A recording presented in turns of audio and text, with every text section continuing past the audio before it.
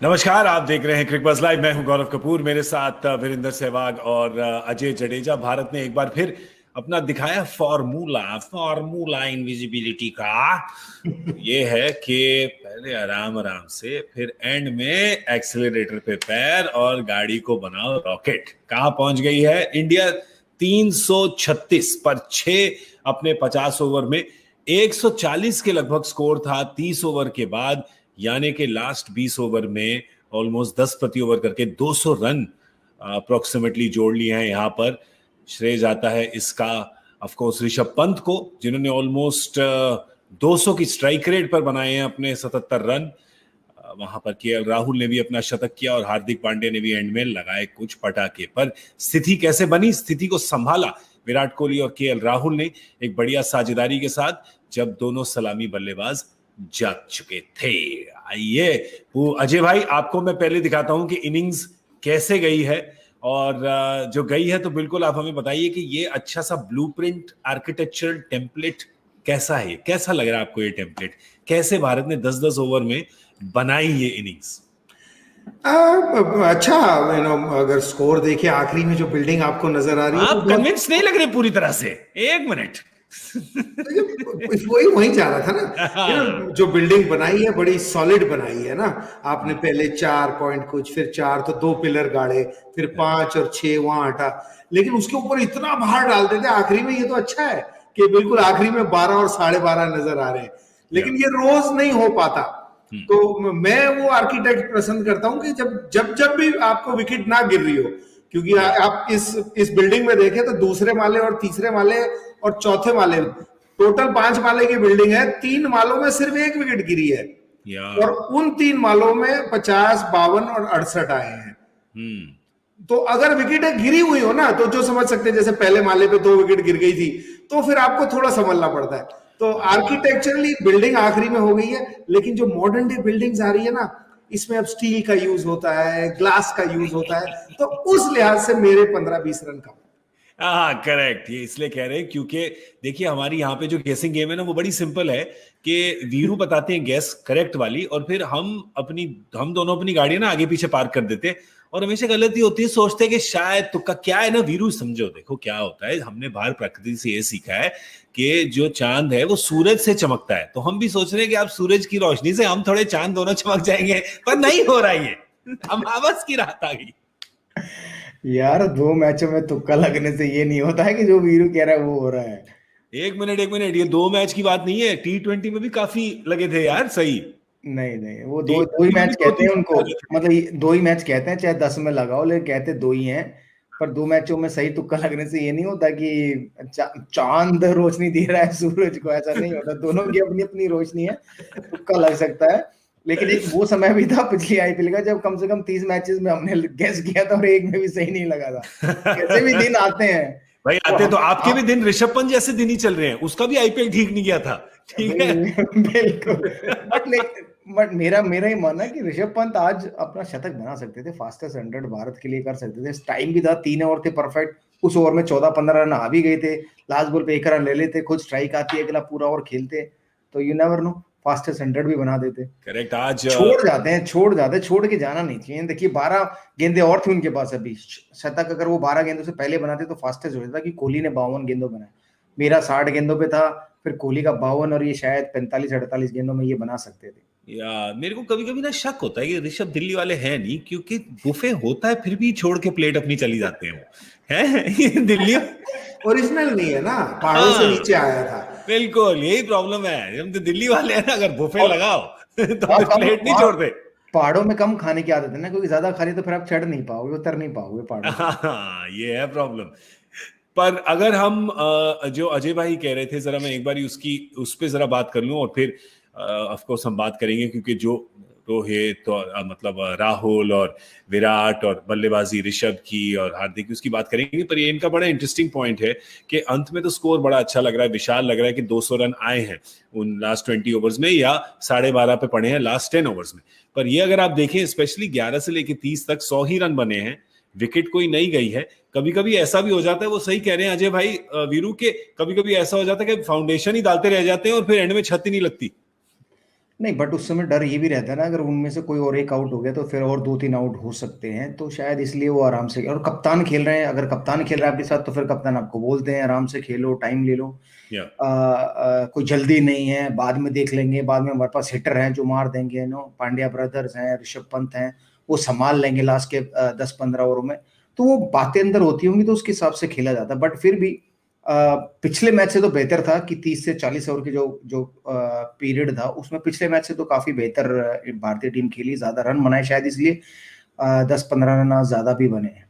या लग सकता है आपको, क्योंकि हम आपको इसलिए कह रहे हैं कि देखिए अच्छी परफॉर्मेंसेस तो हुई हैं, पर अंत में अगर ये 336 जो है वो कम पड़े, परहैप्स आप वापस इंडिया की इनिंग्स को देखेंगे और कहेंगे कहां पे थोड़े और बन सकते थे। लास्ट 20 में तो नहीं, पर 11 से लेके 30 तक आप जरूर देखेंगे यहाँ पर। तो अभी बताइए, नहीं कह रहे कि इंडिया हारेगी या कुछ, पर कुछ भी हो सकता, तो ये जरूर देखेंगे उस वक्त। पर किया क्या उस समय पे? 2 विकेटें जा चुकी थी पहले 10 ओवर में, 40 के आसपास पे दोनों सलामी बल्लेबाज जा चुके थे, कंसोलिडेट करना था उस वक्त, पारी बनानी थी। तो राहुल आए 4 पे आज। ये 4 का जो रिवॉल्विंग डोर है ना, चलता ही रहता है। उसमें से आज निकले केएल राहुल। कुछ 14 खिलाड़ी शायद खेल चुके हैं, 10-12 कुछ खिलाड़ी खेल चुके हैं पिछले 40 मैचों में, और आज केएल राहुल वहां पे आए और जम के खेले, बिल्कुल रुक के खेले वहां पर, और अच्छी साझेदारी बनाई। आपको दिखाएंगे आंकड़े साझेदारी के भी, जो विराट कोहली और केएल राहुल की साझेदारी हुई। 121 रन बनाए उन्होंने, 140 के लगभग गेंदें थी।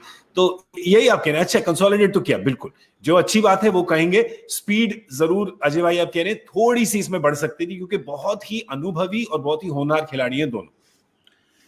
जी बिल्कुल, बहुत अनुभवी है, होनहार है, और 4 नंबर के लिए ना शायद ये बिल्कुल परफेक्ट है, क्योंकि 4 नंबर की बारी 2 तरीकों में आ सकती है ना। एक तो 0 for 2 भी हो सकता है किसी दिन, तो आप कौन चाहेंगे आपकी टीम में? तो उसमें केएल राहुल फिट होते हैं, और अगर 120, 140, 180 पे भी 2 आउट हुए तो वो वहां पे भी खेल सकते हैं। तो उस लिहाज से बिल्कुल ठीक। जो कम की बात कर रहा हूँ, ये नहीं कह रहा कि आज की पारी से कम है, मैं ये कह रहा हूँ कि किसी भी मैच में अगर आप 5 पड़ाव देख रहे हैं, उस पड़ाव में 6 तो बल्लेबाज खेलते हैं, उसमें तो मेजर 3 पार्ट शुरू में तो मुश्किल ही था, और जो आप 30 से 40 का भी जो देख रहे हैं जहां पे विकेट गिरी है, वो विकेट गिरने के बाद वो ऋषभ पंत ने आके सब कुछ तेज कर दिया है। तो जो वक्त मिला है उस वक्त मैं कह रहा हूं कि, और ये मॉडर्न डे क्रिकेट की बात कर रहे हैं, और गोइंग फॉरवर्ड पास्ट में जाएंगे आप, 5 साल पहले तो अलग खेलते थे। अब ये जो 40 ओवर तक ये 5वां फील्डर अंदर अलाउड है, क्योंकि किसी भी स्पिनर के लिए बड़ा मुश्किल हो जाता है जब एक एक्स्ट्रा फील्डर सर्कल पे लाना होता है। तो उस दौरान अगर एक भी विकेट नहीं गिरी है, फिर भी आप इस गति पे चले, उस लिहाज से स्लोप है, मानता हूं। बाकी जब शुरू में 2 आउट हुए, आपको टाइम लेना पड़ता है। किसी दिन 4 आउट होंगे तो और स्लो खेलना पड़ेगा। आज का माहौल मुझे ऐसा लगा कि अगर कहीं और, क्योंकि आखिरी में जो हार्दिक आए शायद 44th ओवर, 45th ओवर में, कुरनाल का फॉर्म आपने देखा हुआ है, तो उस लिहाज से आप जैसे कहा ना वीरू ने कि कप्तान बात करता रहता है, देखता रहता है भाई क्या माहौल चल रहा है। तो मैं मानता हूं कि आज के माहौल में पता नहीं क्यों, इसलिए नहीं कि मैंने कहा था 350 बनने चाहिए, वो तो है ही, उससे कम है। तो जीतने वाला स्कोर जो मेरा होता है ना, पिछला मैच देखिए आप, जो जिस गति से वो लोग खेले थे, ये तो विकेट से इतनी आपने ले ली, तो या तो अगर सीम हुई गेंद तो इतने भी नहीं जरूरत पड़ेगी, पिछली बार की तरह 40-50 से आप जीत जाएंगे अगर ऊपर से 3 आउट कर दिए। लेकिन अगर वो नहीं होगा तो आई डोंट थिंक जो पिछले मैच में आप कर पाए थे कि 135 पे वो नो लॉस है और फिर विकेट आप ले पाए, वो आज नहीं हो पाएगा। आई थिंक एक और रीजन, नहीं एक और जो बात आप कह रहे हैं, आई थिंक आपसे लोग भी सहमत होंगे, क्योंकि एक तो कंडीशंस भी कोई इतनी चैलेंजिंग नहीं थी, बैटिंग के लिए अच्छी थी वो, और बॉलिंग में भी ऐसा कोई खतरा नहीं लग रहा था वहां पे। मतलब कोई इतना जो आदर दिया है बीच में, उसको शायद वीरू आप देख के कहेंगे थोड़ा ज्यादा हो गया भाई, थोड़ा ज्यादा हो गया। मेरे ख्याल से बॉलिंग नहीं, बट वो विकेट का फर्क पड़ा, क्योंकि विकेट में जो बाउंस है, जो हार्ड है विकेट, शायद उससे उनको शॉट मेकिंग में इतना इजी नहीं होता। क्योंकि बाद में क्या होता है, जब आप फ्रीली खेलते हो ना कि अब मेरे पास नथिंग टू लूज है, तब आपको वही बाउंस ना आपकी एडवांटेज बन जाता है। और जब आप ये सोच के खेलते हैं नहीं यार अभी शायद विकेट गिरे हैं, आराम से खेलें, मारें कहीं आउट ना हो, तो वही बाउंस आपके लिए मुश्किल हो जाता है रन बनाने के लिए। क्योंकि ये मैंने खुद एक्सपीरियंस किया ऑस्ट्रेलिया में, क्योंकि ऑस्ट्रेलिया में जो व्हाइट बॉल क्रिकेट खेलते हैं तो आप एक ये माइंड सेट से आते हो, नया बॉल है आराम से खेलें, तो वो बाउंस पे आपको शॉट नहीं लगते। जब आप ये सोचते हो कि नहीं यार हम इस विकेट गिरे दे रहे, कोई बात नहीं मार के खेलते, तब उसी बाउंस पे आप एडजस्ट करके शॉटें लगाते और वो शॉटें बड़ी अच्छी लगती है, फिर आपके रन बनते हैं। तो मेरे ख्याल से विकेट का भी थोड़ा रोल है आज। और जैसे अजय भाई ने कहा कि अगर आज 135 पे कोई आउट नहीं हुआ ना, तो हर रोज कहते हैं कि चंद्रमा पूरा भी नहीं निकलता, आधा आधा करके बढ़ता है, एक दिन पूरा निकलता है। तो शायद वो एक दिन पूरा हो चुका है। तो आज बेहतर गेंदबाजी करनी होगी भारतीय गेंदबाजों को। केएल राहुल की बात करते हैं। केएल राहुल ने शतक मारा है। केएल राहुल ही वही केएल राहुल है जिनके बारे में आप में से बहुत लोग जो बाहर बैठे हैं वो कह रहे थे 10 दिन पहले कि अरे क्यों खेल रहे हैं, 4 पालियां इनकी फेल हो गई थी। आपको बता दें कि वर्ल्ड कप से 11 अर्धशतक, 50 से ऊपर के स्कोर इनके हो चुके हैं और आज शतक पूरा किया है इन्होंने। 4 नंबर पे आए हैं। 4 नंबर का तो अनफॉर्चुनेटली अजय भाई हॉट सीट होता है, हॉट सीट 4 नंबर का, पर आज इन्होंने हॉट सीट को ही जला दिया। बिल्कुल, और उस सीट पे ऐसे जम के बैठ गए, मतलब श्रेयस अय्यर की चोट हो या जिस वजह से 4 पे वो आ गए, अब वो ऐसे बैठ गए क्योंकि, और ये इनको गेम बहुत सूट करती है। इनको, इनका स्टेटमेंट मैंने क्रिकबज़ पे सुना था, हेडलाइन ही देखी थी, कहते हैं I get more time when I come in the middle order. I think time तो मिडिल ऑर्डर में कम हो जाता है, लेकिन जो फर्क है ना, मिडिल ऑर्डर में आपको गैप मिलते हैं। जब आप आउट ऑफ फॉर्म है, फॉर्म में आने के लिए हमेशा आसान होता है क्योंकि आप डिफेंस भी करते हैं ना, पॉइंट पीछे है, स्क्वायर लेग पीछे है, तो आपको वक्त मेंटली आपको ज्यादा मिला है। बट अगर आप प्रैक्टिकली देखेंगे तो मिडिल ऑर्डर में हमेशा वक्त कम होता जाता है, ओपन में टाइम ज्यादा। लेकिन ओपन में बॉल स्विंग हो रही होती है, बाउंस हो रही होती है, और आप डिफेंस करते हैं ना तो सिंगल मिलता नहीं, क्योंकि जितना मर्जी कप्तान डिफेंसिव हो उसको रखने ही पड़ते हैं 7 फील्डर। तो वो पिछले मैच से उन्होंने फॉर्म पकड़ा और आज तो बिल्कुल ही अपनी उस सीट को ना सील करके एमसील लगा दी है। अब नहीं, अब वो एक फेविकॉल का ऐड आता है ना, छोड़ना मत, छोड़ना नहीं, छोड़ना मत वाला काम होगा। तो मैं मानता हूँ ये इंडियन क्रिकेट के लिए अच्छा है अगर ये 4 पे है, क्योंकि इनके पास दोनों ऑप्शन है। ये अपने आप को तेज भी खेल सकते हैं और ये सॉलिड ओपनर तो रही है, टेस्ट मैच हो, वनडे में हो। तो अगर आप ट्रबल में हैं तो परफेक्ट है, और अगर आप अच्छी पोजीशन में, ये वहां से भी गाड़ी आगे तेज चला सकते हैं, जो कि रेयर लोगों में एबिलिटी होती है जो इनमें है। वीरू हर पोजीशन पे तो खेल चुके हैं, ये प्रॉपर टीम मैन है ये।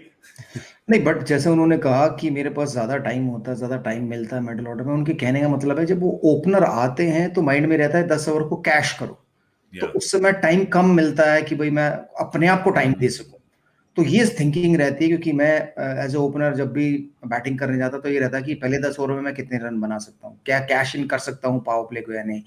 तो शायद ओपनर की वो माइंड सेट रहता है। लेकिन जब आप मिडिल ऑर्डर, मैं भी अगर मिडिल ऑर्डर में आ गया हूँ तो मेरा ये रहता है कि हाँ यार, अब मैं जबरदस्ती तो चौका मार नहीं सकता क्योंकि फील्ड खुली हुई है, तो मेरे पास गैप्स में खेल के एक रन बनाऊं, जो बॉल मिले मारने की वो मार दूं और यहाँ पर पार्टनरशिप बिल्ड करूं। तो वो एक अलग थिंकिंग हो जाती है। तो माइंड सेट का फर्क हो जाता है जब आप ओपनर आते हो और मिडिल ऑर्डर आते।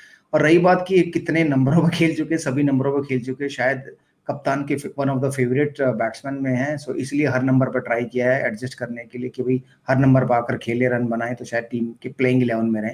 और वो जरूरी होता है एक, जब वो नए खिलाड़ी आते हैं उनको प्लेइंग 11 का हिस्सा बनाने के लिए, कि उनको कॉन्फिडेंस देने के लिए। अब नंबर किसी पे खिलाओ, बट खिलाओ। शायद विराट कोहली का काफी रोल है उसमें, केएल राहुल का, जिस तरीके के वो प्लेयर बने। जो वनडे इंटरनेशनल अगर आप देखें तो पिछले साल इनको डिसाइड किया गया था कि इनको विकेट कीपर बनाएंगे और इनको नंबर 5 पे खिलाएंगे। बखूबी निभाया वो, और अब ऋषभ पंत भी आ गए टीम में वापस। तो मैं ये पूछना चाह रहा हूँ कि आज ऋषभ पंत ने आगे ये पारी खेली है, ठीक है, बढ़िया पारी खेली है, 77 का मारे हैं 40 बॉलों में। अब सिंपल एज अ फील्डिंग में मैं पूछना चाहूंगा, आप विकेट कीपिंग ग्लव्स 50 ओवर के लिए किसको देंगे between Rishabh Pant and KL Rahul? अगर सारा बैगेज, सारी हिस्ट्री भूल जाएं और आज अगर आपको टीम दी जाए, आप किसको बनाएंगे? अजय भाई, क्या टॉस कर लो, क्योंकि कीपिंग में कोई ज्यादा इतना कोई फर्क नहीं है। एक बड़े एक्सूबरेंट है और कहीं से भी पकड़ लाएंगे और छूट तो किसी से भी सकती है। दूसरे बड़े काम है और ज्यादा शोर शराबा नहीं होते, और वो भी अपनी हाथ से आई हुई चीज जाने नहीं देते, दूर से ऐसे कोई पकड़ के नहीं लाते। तो 2 अलग अंदाज भी है कीपिंग के इनके। तो टॉस कर लो, ज्यादा कोई फर्क नहीं है। मैं ये कहूंगा आज जो ज्यादा कम थका हुआ उससे आज करवा लो, कल की कल देखेंगे। वैसे भी अब Indian cricket day to day चलती है। डे टू डे चल रही है, तो इसलिए मैं आज की डे का ही पूछ रहा था, इसलिए मैंने कहा कि ना पीछे का देखें ना आगे का देखें, आज के डे का देखें। बस क्योंकि मैं एक और इस पे ऐड करना चाहूंगा, वो ये है कि देखिए आजकल ये जो गेम है इंचेस की गेम हो गई है ना, बिल्कुल हल्के से चांस यहाँ वहां क्या हाथ से निकल जाए, क्या चले जाए, कौन सी एक छोटी सी भूल जो हो वो गेम को चेंज कर दे। विकेट कीपिंग अगर आप छोड़ें तो अगर आप कहीं भी विकेट कीपर दोनों बराबर के हैं, आउटफील्डर अगर आप देखें तो राहुल जरूर बेहतर आउटफील्डर है ऋषभ पंत से, राइट? तो वहां पे तो फर्क है थोड़ा सा। हाँ जी अजय भाई। हाँ बिल्कुल, आपने जो कहा बिल्कुल से, मैं ये कह रहा था कि कुलदीप यादव के लिए पिछली बार हमने देखा है कि केएल एडवाइस इतनी देते नहीं, उनको एडवाइस की आदत है। ऋषभ पंत को बहुत एडवाइस देने का शौक है, तो शायद कुलदीप के लिए मैं उनसे करवा दूं। चलिए ये एक और एलिमेंट आ गया, पर वीरू इस पूरी डिबेट के बारे में। ऋषभ पंत, देखिए केएल राहुल को पार्ट टाइम विकेट कीपर हैं, उनको सिर्फ ऋषभ पंत नहीं हो या कोई कीपर ना हो तो ही कीपिंग करानी जानी चाहिए, जैसे राहुल द्रविड़ करते थे। हाँ, अगर आपके पास कोई भी अवेलेबल नहीं है और आप प्लेइंग 11 में जाना चाहते हैं कि भाई हमारे पास ये बैट्समैन जो है वो बेहतर है, तो केएल राहुल से विकेट कीपर कीपिंग कराई जाए, जैसे हम लोग राहुल द्रविड़ से कराते थे एक समय, क्योंकि उस समय अच्छे पर है तो समझौता। वनडे क्रिकेट, उस समय वनडे क्रिकेट में कोई ऐसा विकेट कीपर नहीं था हमारे पास जो कीपिंग भी करे और कंट्रीब्यूट भी करे बैटिंग में नंबर 6-7 पर, जब तक एमएस धोनी नहीं आए थे। तो शायद इसलिए राहुल द्रविड़ ने काफी साल वनडे क्रिकेट में कीपिंग की थी, लेकिन टेस्ट क्रिकेट में वो भी नहीं करते थे। जरूर फर्क जरूर पड़ता है और आउटफील्डिंग का भी फर्क पड़ता है, तो देखें। पर अच्छा है, देखिए हम हमेशा कहते हैं तो happy problem, it is a happy problem यार, हैप्पी प्रॉब्लम। पर आज इंग्लैंड के लिए हैप्पी नहीं, सिर्फ प्रॉब्लम। Okay, no happy, only problem. ना जोफ्रा आर्चर हैं ना मार्क वुड हैं, दोनों छोटे लोग चुके। कप्तान यून मॉर्गन नहीं है, जो रूट तो पहले ही नहीं आए थे, सैम बिलिंग्स भी इंजर्ड हो गए हैं, बाप रे, इंजरी 11 उनकी भी बनती जा रही है। पर यहाँ देखें आज सैम करन को 1 विकेट मिला, 2 विकेट मिली रीस टॉपली और टॉम करन को। उसके बाद बेन स्टोक्स को आज पकड़ लिया, बेन स्टोक्स को तो आज पकड़ लिया, आड़े हाथों ले लिया उनको जरूर। मोइन अली और आदिल रशीद को मिली 1 विकेट मिली, पर तो क्या विकेट मिली क्या विकेट मिली उनको आदिल रशीद के पास। अजय भाई, विराट कोहली का नंबर है, वो भी स्पीड डायल पर। और डायल भी नहीं करना पड़ा, सिर्फ अलेक्सा बोलते हैं वो उसका नाम लेते और हो जाता है। और आज एक बार नहीं डायल किया, डायल तो 2 बार किया। वो तो बटलर ने सर्व ठीक से नहीं किया, वो सर्व ठीक होता तो पहले भी हो जाता।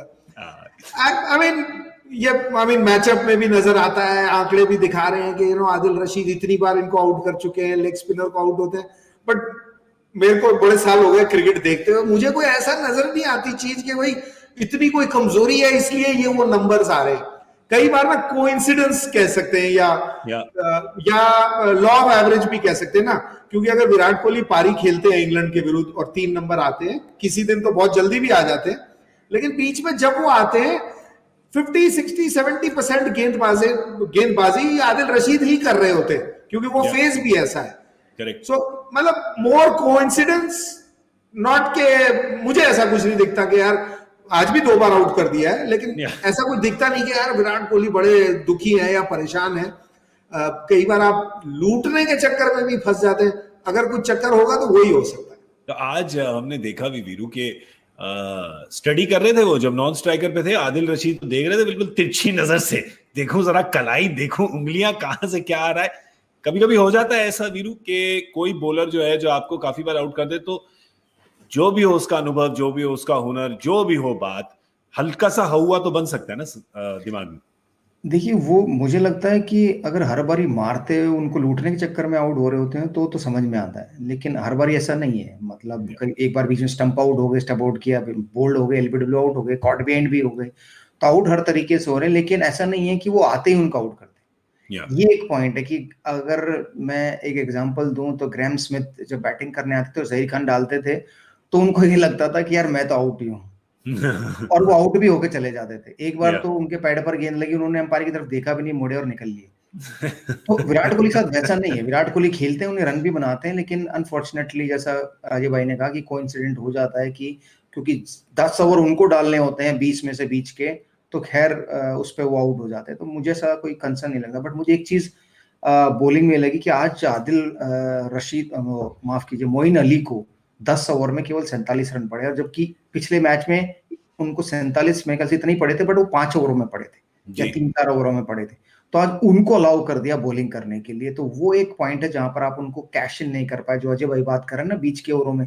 अगर मोइन अली के जो 10 ओवर है उसमें 47 की जगह 60 के करीब होते तो वहीं 13 रन बढ़ जाते, और अजय भाई के मतलब जो उन्होंने प्रेडिक्ट किया कि 349 350 वहां तक हम बड़े आराम से पहुंच जाते, क्योंकि ये और दोनों प्लेयर हैं जो ऑफ स्पिन को बड़ा अच्छा खेलते हैं, छक्के मारते हैं, विराट कोहली भी और केएल राहुल भी। फिर भी आज उनको अलाउ कर दिया कि भाई वो 10 ओवर डाल के चले जाए, तो वो एक समझ में नहीं आया। आज वो वाली भूमिका बेन स्टोक्स ने निभाई ना, जो 5 ओवर जो मोइन अली ने निभाई थी। हाँ, तो लेकिन वही मेरा कहने का मतलब है, अगर आज आप बेन स्टोक्स को भी आपने लपेट लिया है तो आपने दोनों तरफ से लूटो, स्पिनर को जाने दिया, जो कि वो मतलब ऑफ स्पिनर और 2 राइट हैंडर खेल रहे हैं उस समय, तो अगर कोई लेफ्टी होता तो मैं समझ सकता था, तो आपने उस ऑफ स्पिनर को जाने दिया, और वो भी 5 फील्डर अंदर, तो वो स्लो कर गया शायद गेम को। एक तो है, मतलब देखिए इसको तो हम एनालाइज जरूर करेंगे, क्योंकि बीच में एक जगह है जहां पर एक्सीलेटर रहा नहीं, और थोड़ा सा अगर रहता और एक आध गिर भी जाती, देखिए एक चीज देखने को मिलती ना फिर अजय भाई, एंड में दोनों पंड्या भाई एक साथ जो बल्लेबाजी करते, उस बात का इमोशन ही अलग होता ना कुछ। मिला थोड़ा सा मौका हमको, 3-1 ओवर जो ऋषभ छोड़ गए, और इंटरेस्टिंग था, अच्छा इमोशन है। आई मीन इससे ज्यादा क्या ड्रीम कर सकता है। आई मीन हम बहुत खुश नसीब है जो इंडिया खेले हुए हैं, क्योंकि जो भी ड्रीम करता है, बट सोचो 2 भाई बचपन से खेलते हुए, घर से शुरू हुए, और वो दोनों अब खेल रहे हैं। एक बीच में सुनाई भी दी आवाज, एक ऑस्टम के बाहर जो टॉपली ने ऐसे स्लो सा फेंका ना, तो क्योंकि कुणाल मैं मानता हूं कि वो वो उम्र में भी बड़े हैं, लेकिन वो समझते ज्यादा है, गेम को देखते ज्यादा है। हार्दिक सिर्फ वो है ब्रैश, तो वो कह रहे हो अबे थोड़ा ऑस्टम के बाहर खड़ा हो जा, और उसने कहा अच्छा भाई मैं उधर खड़ा हो जाता हूँ। एक मजा है वो ट्रस्ट, मतलब एक तो एज ए टीममेट का ट्रस्ट होता है, और एक बचपन से कि आपको पता है कि उसे भी पता है कि मेरे मन में क्या चल रहा है, तो कंफर्ट करने के लिए वो I mean I am sure मौके बहुत मिलेंगे हमें, क्योंकि ये दोनों टैलेंटेड है, दोनों पैशनेट है, और अच्छा कर रहे हैं, तो कभी ना कभी बारी आएगी जरूर साथ में, जब 10-15 रन होंगे। आइडियली तो किसी दिन चेज में होना हो ना, अगला मैच हो बेशक, आप चेज कर रहे हो स्कोर और 100 रन रह गए और 5-6 आउट हो गए, जब आप डाउन एंड आउट है, तब ये दोनों जब खेलेंगे ना, मैं उस दिन का इंतजार कर रहा हूं, क्योंकि फिर ये आइडियल कॉम्बिनेशन भी है दोनों। कहते हैं ना शादी में जब जाओ बारात में तो एक बुजुर्ग लेके जाओ, तो इन दोनों में ये कुणाल के साथ है ना, वो साथ में बुजुर्ग की तरह चलेगा। बस बुजुर्ग घोड़ा मत लेके जाओ, बुजुर्ग घोड़ा ज्यादा दूर नहीं चल पाता। पर आपने जो कहानी सुनाई ना कि वो ऑफ स्टंप के बाहर, और ये मतलब ये कहानी, जो क्रिकेट है ना, क्रिकेट देखिए गेम तो है, चौके छक्के विकेटें कैचेस ये सब तो होता रहता है, पर ये जो ह्यूमन स्टोरीज होती है ना, इनको सुन के जो मजा आता है, जो दिल को आनंद मिलता है, जो चैन आती है, ठंडी हवा का झोंका जैसा लगता है। आपने अभी भी ये कहानी देखा भी, आपने अभी भी जो कहानी बताई ना, ऐसी ना गुदगुदी टाइप की फीलिंग आने लगी, ऐसे तो दिल में खुशी, ऐसे ये मजा आता है, ऐसी कहानियां जो होती है तो तगड़ा मजा आता है। पर हार्दिक की बल्लेबाजी की भी जरा बात करें वीरू, मतलब गियर बदलते हैं लोग, सबको देखा हमने गियर बदलते हुए, पर बुजुर्ग घोड़े से सीधा रॉकेट बनने वाली जो इनिंग्स होती है, वो जो है फट करके सट करके निकल जाते हैं। वही कम बॉलें मिली ना उन्हें, 14 बॉलें 16 बॉलें उन्होंने खेली, कम बॉलें मिली। शायद लास्ट के 10 ओवर में अगर वो अंदर होते हैं तो ज्यादा बॉलें मिलती है तो ज्यादा डैमेज कर सकते हैं। तो बट खैर हार्दिक पांड्या जितने भी बॉलें मिले उन्हें, वो कोशिश यही करते हैं कि ज्यादा से ज्यादा कंट्रीब्यूट करें, और उनके लिए सिनारियो बिल्कुल सही था कि जैसा आईपीएल में होता है, T20 मैचेस में होता है, लास्ट के 4-5 ओवर में बल्लेबाजी आती है और आप कम बॉलों पे ज्यादा रन बनाते हैं। 1-2 गेंदें मिस हुई, गुस्सा बढ़े हुए, क्योंकि मैं ये देखना चाहूंगा उनसे कि गुस्सा ना हो, काम रहे, क्योंकि एमएस धोनी को मैंने कभी नहीं देखा अगर बॉलें मिस भी हो गई ना तो कभी भी उन्होंने उल्टी सीधी हरकतें नहीं की, गुस्सा नहीं किया, क्योंकि उन्हें मालूम है यार एक बॉल तो किसी से भी मिस हो सकती है या 2 बॉलें किसी से भी मिस हो सकती है, तो इंतजार करो अगली का, उस पर ध्यान लगाओ कि उसको बेहतर कैसे बाहर पहुंचा सकते हो। तो वो है, जितने काम रहेंगे, कूल रहेंगे, उतनी ही गेंदें ज्यादा बल्ले पर लगेंगे, क्योंकि फिर आप सोचते हो कि अच्छा ये बॉलर ने अब यहाँ डाली है तो अब वो शायद दूसरी जगह डालने की कोशिश करेगा, और आप उसके लिए रेडी रहते हो और फिर आपको चौका छक्का मिलता है। एक अगर नजर डालें हम, देखिए इंग्लैंड की जो टीम है, इंग्लैंड की टीम जैसे फॉर्म में रहे हैं पिछले 3-4 साल, अगर उस इंग्लैंड की टीम को आप कहें कि 336 बनाए हैं दूसरी टीम ने, तो बोलेंगे हाँ ठीक है यार, ये तो हमारे लिए तो नॉर्मल डे है। पर नॉर्मल डे नहीं है, क्योंकि उन टीमों में जो नॉर्मल डे समझते हैं इस लक्ष्य को, उसमें जो रूट होते हैं पारी संभालने के लिए, कप्तान यूएन मॉर्गन होते हैं, उनका अनुभव रहता है, वो दोनों मेन खिलाड़ी नहीं है यहाँ पर। बेन स्टोक्स आएंगे 3 पर, डेविड मलान जो है, अब ये समस्या है, लियम लिविंगस्टोन भी आए क्योंकि सैम बिलिंग्स भी इंजर्ड है, मोइन अली साथ पे आते, तो लंबी प्रॉपर बैटिंग लाइनअप अभी भी है इनकी। पर बेन स्टोक्स ने कहा था कि उन्होंने जो रूट से बात करी है नंबर 3 पे बल्लेबाजी करने की, कुछ उनसे टिप्स लिए हैं, वो भी बहुत ही अनुभवी खिलाड़ी हैं बेन स्टोक्स, इसमें भी कोई शक नहीं है। तो कह रहे हैं कि नंबर 3 का जो माइंडसेट होता है, क्योंकि ये इन्हें अभी नई जिम्मेदारी दी गई है, तो जो नंबर 3 का माइंडसेट होता है उसको जरा जो रूट से उन्होंने लिया है। पर मैं एक और सवाल पूछना चाहता हूं कि उस वक्त पता नहीं था कि डेविड मलान टीम में होंगे, तो इसका मतलब यह है कि डेविड मलान नहीं खेलेंगे 3 पे, कि बेन स्टोक्स ही खेलते जाएंगे 3 पे, क्योंकि 3 तो उनकी जगह तो है नहीं, है तो जो रूट की जगह एक्चुअली जो इस सीरीज में नहीं है। तो क्या आप डेविड मलान, जिनकी गेम थोड़ी नेचुरली सूटेड है नंबर 3 पे, अब आपके पास है विकल्प, तो आप लीजिए उस विकल्प को। बिल्कुल, क्योंकि डेविड मलान ने आपको दिखाया भी, हालांकि आखिरी मैच में ही हम भारत में देख पाए जिस तरह से वो खेले, और जो इस अंदाज जो है ना वो खेलने का लगता है कि लंबी पारियां बिल्ड कर सकते हैं, करेक्ट तो सारे ही हैं जो यहाँ खेलते हैं, लेकिन उनका अंदाज जो है वो ऊपर दी ऑर्डर ज्यादा सूट करता है। फर्क ये होता है कि माइंडसेट का, अगर गेंदबाज को आप पूछे ना किसी को कि भाई गेंदबाजी आप कर रहे हो कोई भी स्टेज है, जॉस बटलर नहीं, बेन स्टोक्स आ रहे हैं और डेविड मलान आ रहे हैं 11वें ओवर में या 8वें ओवर में, तो आई थिंक गेंदबाज के मन में 8वें ओवर में जो पहला गेंद डालेगा ना मलान को, तो वो सोच रहा होगा कि कहां आउट करूं मैं। और बेन स्टोक्स का ऐसा हुआ और ऐसा वो बना हुआ है इतने सालों से, क्योंकि प्रदर्शन करते हैं, जैसे हार्दिक पांड्या, आप शायद ये सोचेंगे अरे यार इसको मैं ये डिफेंसिव फील्डर लगाऊं, कौन सी बॉल डालूं, तो वो माइंडसेट ही दो अलग चीज है। इंग्लैंड की तरफ से अगर स्टेबिलिटी चाहिए तो मलान बेटर ऑप्शन है, बट अगर ऑपोजिशन को बैकफुट पे डालना है आपने और एक पासा खेलना है, तो बेन स्टोक्स मेरे को लगता है किसी भी गेंदबाज को उनको डालते हुए ज्यादा डर लगेगा। वीरू, आपके हिसाब से किसको खिलाएंगे आप 3 में? मुझे लगता है कि डेविड मलान को खिलाना चाहिए, क्योंकि वो 3 नंबर पर T20 मैचेस में खेले हैं, यूज टू हैं। बेन स्टोक्स, अगर वो फ्यूचर में चाहते हैं कि भाई बेन स्टोक्स नंबर 3 खेलेंगे इंग्लैंड के लिए, चाहे जो रूट भी आए, तो फिर बेन स्टोक्स को खेलना चाहिए। लेकिन अगर जो रूट आएंगे और वो 3 नंबर की जगह लेंगे तो फिर 2 ही मैच की बात होगी ना। तो इससे बेहतर है कि उन 2 मैचों में भी बेन स्टोक्स नंबर 4 पर ही खेले या नंबर 5 पर खेले, क्योंकि वो जगह उन्हें बहुत सूट करती है। जब गेंदें अगर 15-15 ओवर पुरानी हो जाए, 30-25-30 ओवर में उनकी बैटिंग आए या 20 ओवर बाद उनकी बैटिंग आए, तो फिर वो एक अलग तरीके के बेन स्टोक्स हैं। क्योंकि नई गेंद कितना ही तगड़ा बल्लेबाज हो, गेंद को रिस्पेक्ट देनी पड़ती है। गेंद थोड़ी हिली डुली कुछ हुआ तो फिर वो नहीं देखती सामने कौन है, सचिन तेंदुलकर है कि बेन स्टोक्स है या कोई वीरेंद्र सहवाग है, तो फिर वो आउट करके जाती है।